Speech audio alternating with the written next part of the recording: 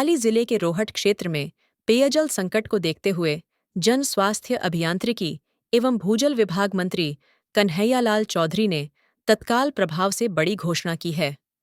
मंत्री ने निर्देश दिए हैं कि जोधपुर के कुड़ी से 2 एमएलडी पानी 1-2 दिन में रोहट पहुंचाया जाए।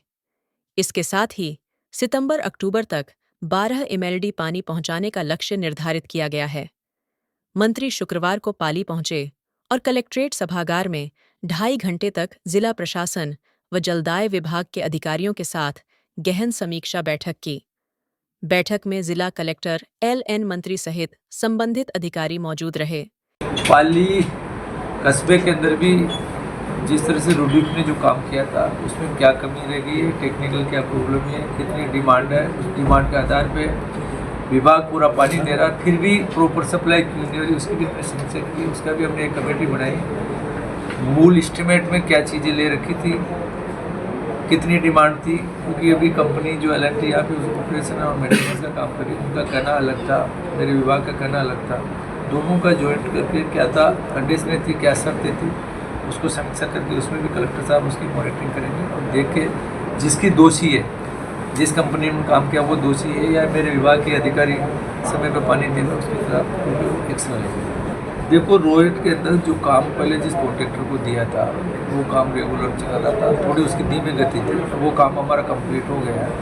उसने कुछ टेस्टिंग की है, फिर भी पूरी प्रॉपर टेस्टिंग का मैं समय देके पानी चालू करने का इन्होंने 1 जून का समय दिया।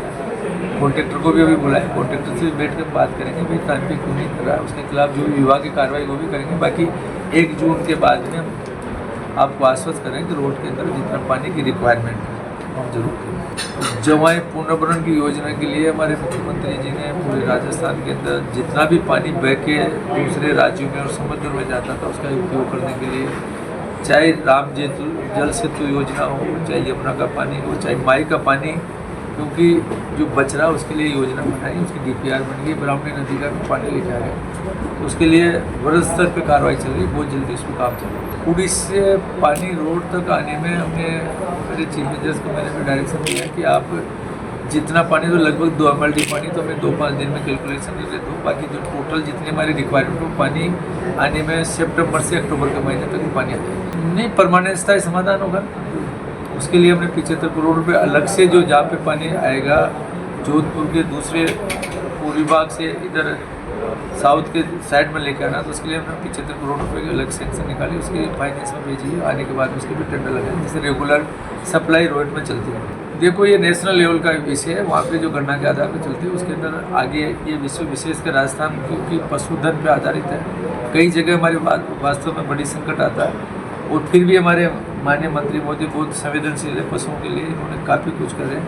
हमारे मुख्यमंत्री जी ने जहाँ पहले 40 रुपये प्रति पशु के होते तो उसको बढ़ा के 50 रुपये हमारे मंत्री जी ने किए हैं, जिसके अंदर पानी भी अब उसमें लाने का प्रावधान रखा है, एक्स्ट्रा इंतजाम का रखा है, चारे का भी रखा है, सारी चीज़ें रखा है। तो और कोई जरूरत पड़ेगी तो गोमाता के लिए, पशुओं के लिए जितना होगा और एक्स्ट्रा व्यवस्था करने में करेंगे। देखो, सबसे पहले तो मैं आपको कहना चाहता हूँ कि JJM का काम मार्च 2024 से पहले पूरा करना है।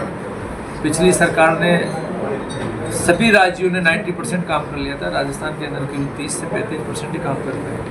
मैं धन्यवाद देना चाहता हूं कि हमारे मुख्यमंत्री जी के निवेदन पे जाके राजस्थान की समस्या रखी और हमारे प्रधानमंत्री जी ने उस पर विचार किया और इस JJM को अभी इस बजट के अंदर मार्च 2023 तक बढ़ाया, जिससे राजस्थान के लिए वास्तव में ये वरदान साबित होगा।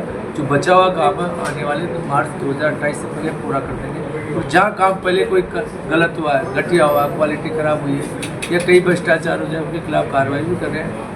दोबारा आज हमने बैठ के तय किया कि हमारे जनप्रतिनिधि, हमारे प्रशासनिक अधिकारी और मेरे विभाग के अधिकारी बैठ के हर गांव की मॉनिटरिंग करेंगे, किस गांव में क्यों नहीं आ रहा है, क्या समस्या है। जब JJM का काम कंप्लीट हो गया फिर भी पानी क्यों नहीं आ रहा, उसमें कॉन्ट्रैक्टर की गलती है या हमारे विभाग पानी प्रॉपर नहीं दे पा रहा है या कहीं अवैध कनेक्शन हो रहे हैं, जहाँ भी जो दिक्कत है उसको दूर करने का ये वास्तव में तकलीफ है, क्योंकि ये लापरवाही रही है।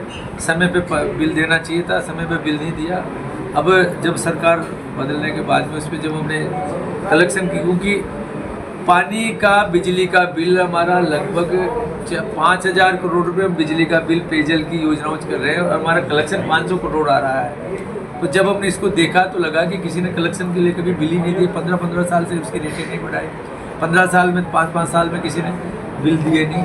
अब कहीं ना कहीं हमें जो 100 रुपये जो मिनिमम जो पैसा है उसका बिल तो हमें देना ही पड़ेगा, इसमें तो कोई है नहीं। जब एक व्यक्ति 1000 रुपये का टैंकर वो डलाता है पानी का और महीने के अंदर 2 टैंकर डलाता, 2000 देता है, 100 रुपये उसको शुद्ध पेयजल फिल्टर पानी क्वालिटी का पानी दे रहे हैं, तो उसका पैसा तो देना ही पड़ेगा।